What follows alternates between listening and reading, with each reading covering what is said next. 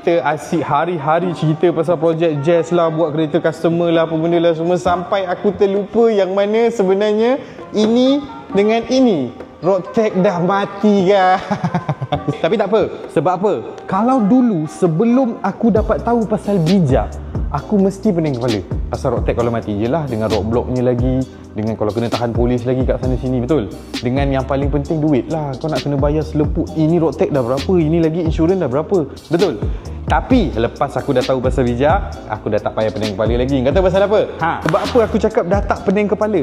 Sebab bijak ada offer installment plan. Maknanya bulan-bulan kita nak hidupkan Roadtech dengan insurans serendah RM50 guys. Kau dah tak pening kepala nak kena bayar selepuk RM2,000, RM3,000. Dah tak payah dah. Dan yang aku suka, fast response. Untuk aku nak mendapatkan comparison dengan quotation, cepat. Yang paling best lagi, kalau dengan bijak, dia treat kita semua sama je macam VIP. Kan? Tak kisahlah kita ambil plan apa pun. Okay? Towing unlimited. Itu yang paling penting bila kita main kereta ni. So kat mana saja kita berada, kereta rosak dekat mana-mana pun dah tak jadi masalah dah. Sebab apa? Dia punya customer service dia 24/7. Telefon je mesti sampai. Kan?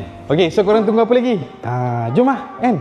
Sama-sama kita pergi dekat website bijak.my, kita hidupkan Roadtech dengan insurans kereta-kereta kita semua ni dengan bijak. Ini baru bijak, bijak, bijak.